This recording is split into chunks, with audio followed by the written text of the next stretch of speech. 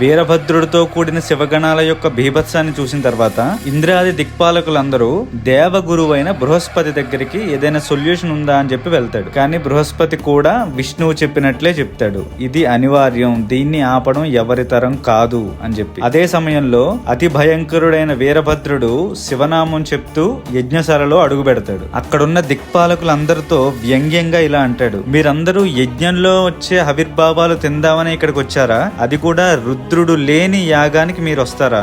వచ్చి భద్రంగా తిరిగి వెళ్దామనే అని వ్యంగ్యంగా అంటూ ఆ దిక్పాలకుల పైన తీవ్రమైన దాడి చేస్తాడు. అక్కడ నుండి సరాసరి యజ్ఞశాల లోపలికి వెళ్ళగానే అక్కడున్న ఋషులందరూ వీరభద్రుని చూడగానే భయంతో వణికిపోతూ విష్ణువు వెనక్కి వెళ్లి దాక్కుంటారు. ఋషుల ప్రార్థనలు విన్న విష్ణువు స్థితికారుడిగా తన బాధ్యత తను నిర్వహించాలి కాబట్టి ఋషులకు అండగా ఆయుధాన్ని చేపట్టి వీరభద్రుడికి ఎదురుగా నిలబడతాడు. ఆవేశంలో ఉన్న వీరభద్రుడు వెంటనే విష్ణువుని, ఓ నారాయణ, దక్షుడు చేసిన తప్పు ఈశ్వరుడికి ఆవిర్భావం ఇవ్వకపోవడం, దాక్షాయిని అలా అగ్నికి ఆహుతైపోవడం, ఇవన్నీ చూసి కూడా నువ్వు ఇంకా అటువైపు నిలబడ్డావంటే నిన్ను పడగొట్టైనా సరే వారందరినీ దండిస్తాను అంటే. బుద్ధిశాలి అయిన విష్ణువు వీరభద్రుడి ఆవేశాన్ని అర్థం చేసుకుని నవ్వుతూ ఇలా అంటాడు, కామెంట్ బాక్స్ ని శివకేశవుల నామాలతో నింపేయండి అండ్ ఖచ్చితంగా నా అకౌంట్ ఫాలో అవ్వండి. కలిసి శివపురాణాన్ని నేర్చుకుందాం.